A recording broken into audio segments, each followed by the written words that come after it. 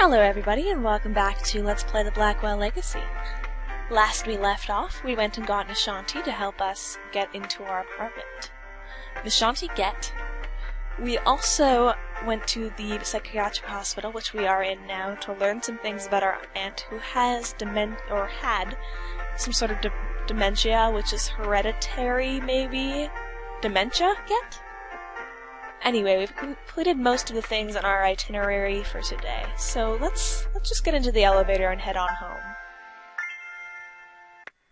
We've got a nice elevator music-like tune happening in the background right now.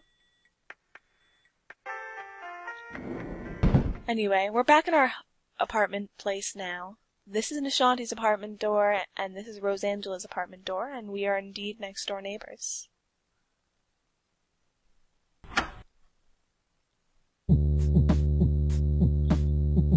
Let's look a little more at the things in Rosangela's bedroom.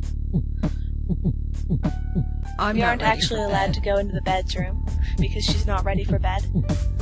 I assume that there's a bathroom somewhere in Rose's bedroom, possibly over here or something, because there's really no bathroom in this place. She has a lava lamp, which projects that she may be a child at heart or something like that. She still has her childhood teddy bear. There's a picture on top of her television, and her television is quite old, which may say that she is comfortable with holding on to some older things. Anyway, there's an envelope by our door, so let's get that. Looks like it's from Bellevue. The mail system in this fictional game is much better than my real-life one here. This is the envelope from our psychiatrist, or rather our aunt's psychiatrist, and it's already here, which is exceptional. And you can see right there, as soon as we click into the envelope, the music gets a little more tense. Anyway, since you can see right here that there are 25 pages in this, I'm just going to give you a summary. Right around here, our aunt's brother, Jack, is excitedly talking to her in this general place, and soon Lauren's mother turns out to be generally unconfrontational. When someone mentions the name Joey, she lashes out at them, and right around here is where Lauren's mother has been committed to a psychiatric hospital.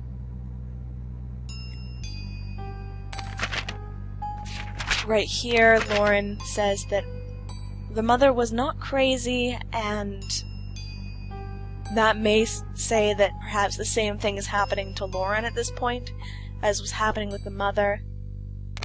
Lauren becomes distant from Jack, and there are some pictures stuck to the back of this letter. As Rose said, there's pictures stuck to the bottom of this one. It looks like our brother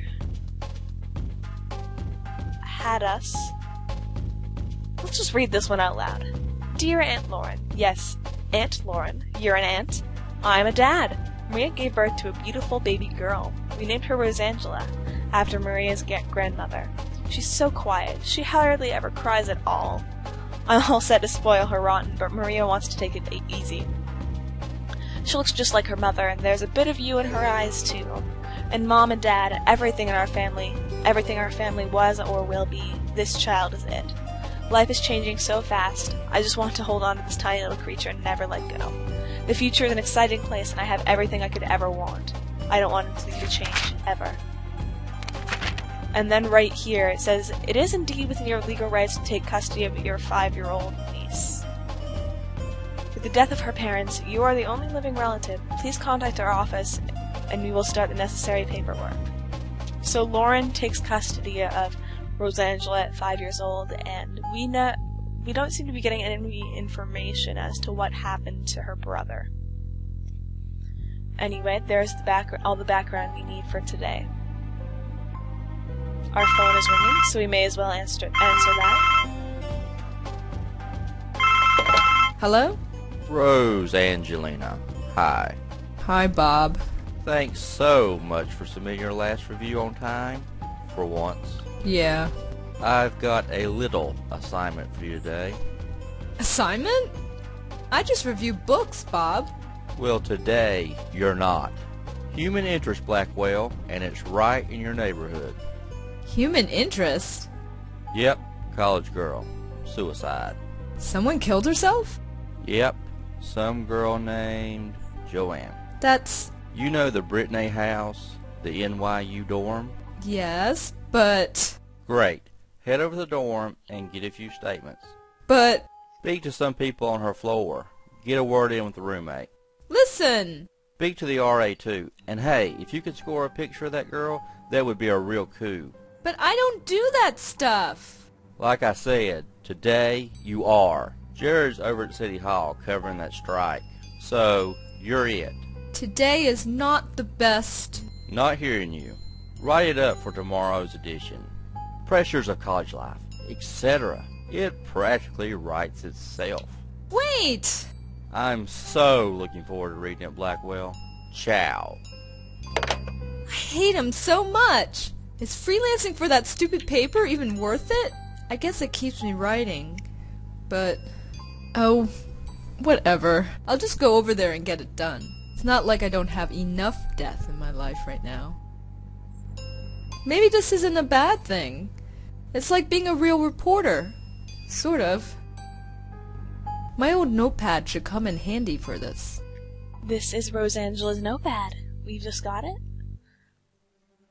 It is used in the game mechanically for writing down things like hints. For example, Joanne is an NYU student living in the Brittany house, or was. She committed suicide, and we need to get a photograph of her.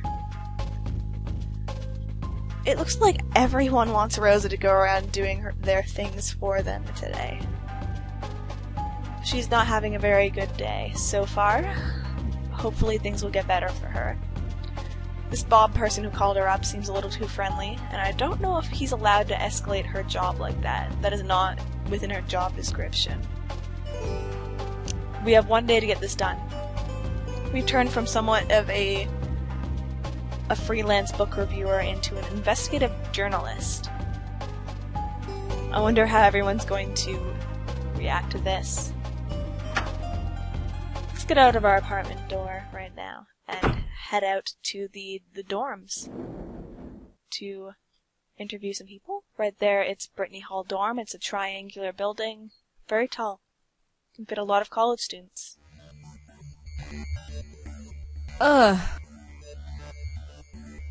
feel like hell, and I have to interview college kids. Hopefully this won't take too long. From Rose's contempt, it seems like she's a little older than a college kid. We were told to talk to the RA, so we'll talk to him first. He's first in line, anyway.